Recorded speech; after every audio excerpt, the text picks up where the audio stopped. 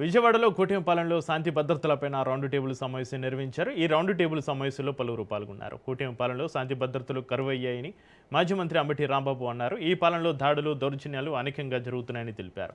చంద్రబాబు పరిపాలన ఒక దుర్భరమైన పరిపాలన అని విమర్శించారు. రాష్ట్రంలో ఎవరికి అన్యాయం జరిగినా కూడా వైసీపీ అండగా ఉంటుందని మాజీ మంత్రి మెరుగు నాగార్జున చెప్పుకొచ్చారు.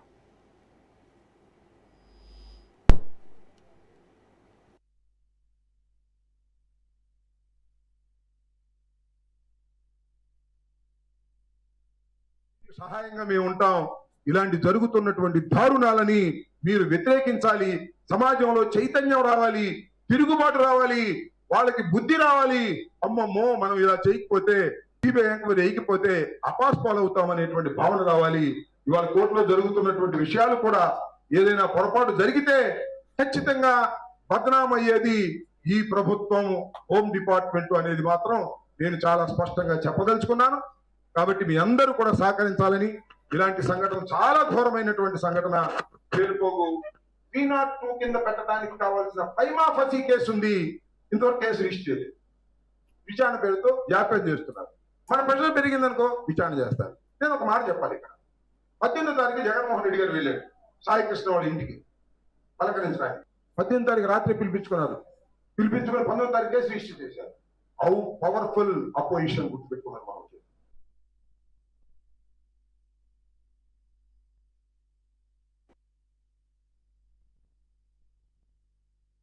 ఆంధ్రప్రదేశ్ రాజకీయాల్లో చంద్రబాబు నాయుడు గారి ప్రభుత్వం ఉంది. ఇలాంటి అగత్యాయ కోపలు ఏమడుగుతా ఉన్నారంటే, రాజశేఖర్ గారిని మంచి సమావేశాన్ని పెట్టారు. Not only Vijayawada, entire state లో 4 మూలలు ఈ యొక్క కేసుల మీద, ఈ పరిపాలన మీద, ఈ అఘాయిత్యాల మీద, ఈ దాడుల మీద, ఈ అమానుషాల మీద చర్చ జరగాల్సిందే.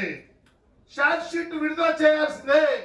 చంద్రబాబు నాయుడికి కనువిప్పు కలగాల్సినటువంటి పరిస్థితి, తేవాల్సిన పరిస్థితి అందరి మీద, క్రాస్ సెక్షన్ మీద ఉంది. అనుభవకులైన ప్రతి వారు వెలుగొత్తి మాట్లాడాల్సిన పరిస్థితి ఉంది.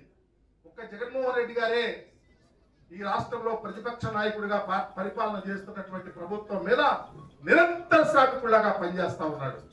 ఎక్కడ ఇన్సిడెంట్ జరిగితే అక్కడ వైఎస్ఆర్ కాంగ్రెస్ పార్టీ వెళ్ళి నిలబడతా ఉంది.